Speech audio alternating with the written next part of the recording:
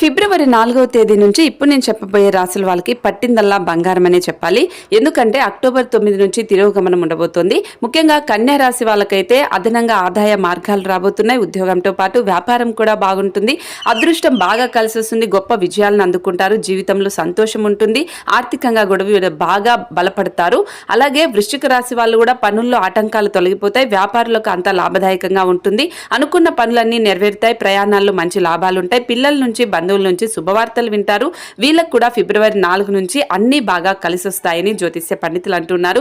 మేషరాశి వాళ్ళకు కూడా రెండో ఇంట్లో గురుడి సంచారం కారణంగా కుటుంబంలో అధిక ఆదాయం వస్తుంది. ఆహ్లాదకరమైన జీవితం ఉంటుంది. ఆకస్మికంగా ధన లాభం వస్తుంది. ఎటువైపు నుంచైనా ఎలాగైనా వీళ్ళకు డబ్బులు అంటూ పండితులు అంటూ ఉన్నారు. అలాగే మకర రాశి వాళ్ళకు కూడా విదేశాలకు వెళ్లాలని ప్రయత్నిస్తున్న వారికి ఈ సమయం బాగా కలిసి వస్తుంది. విదేశాలకు వెళ్తారు. వీళ్ళు కూడా బాగా డబ్బులు సంపాదిస్తారని పండితులు అంటున్నారు.